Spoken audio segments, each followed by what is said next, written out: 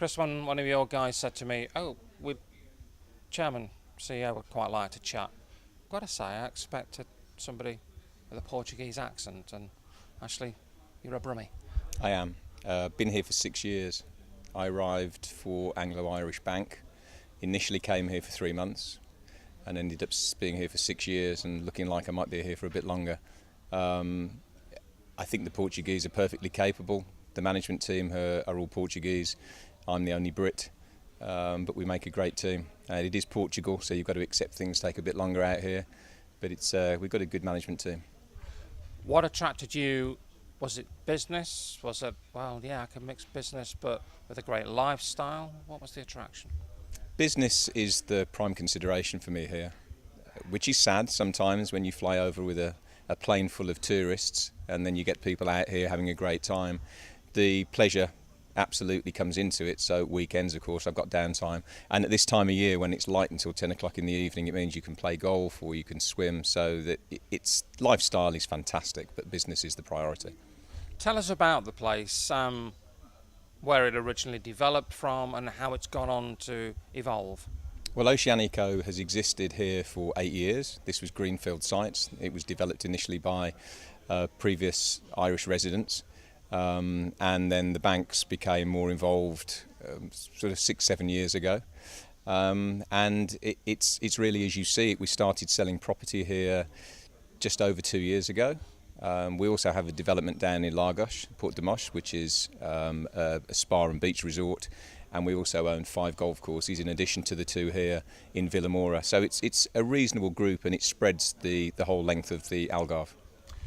Football clubs are more and more leaving the UK at some point during the pre-season to come to warm weather training. So I guess what's your unique selling point that attracts football clubs like Derby County have come here? Well, we listen to you guys.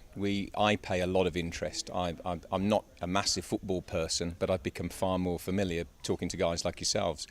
I know a lot of the managers. I get to know a lot of the players.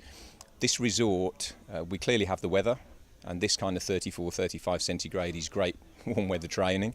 We've got, hopefully you'd agree, really good facilities, and we continually invest in those facilities. We're extending the gymnasium, as you probably noticed. We've just bought a complete new range of Technogym equipment, and then in addition to that, we've got 2 great golf courses, and the facilities here generally, which hopefully give the guys the opportunity, when you do finally give them a bit of time off from their training, to enjoy themselves. So I think we offer everything here, and I guess one of the most important things for you guys, for all the top teams, is the nutrition side. And our chef Fale here is absolutely fantastic. He has a superb team of people with him. We listen to your needs. We do our utmost to give you the food that you want, the milk that you want, the water that you want. Amazingly to me, there's certain levels of water that are required. So we really go out of our way to accommodate your needs. And do you go for other sports rather than football? Well, golf clearly. We have a number of tournaments here. But football, we set ourselves up specifically to cater for top football teams. We have the tennis facilities, but we get a great deal more feedback. Selfishly, we get great PR because hopefully you go away from here and you're very happy with what we've done for you.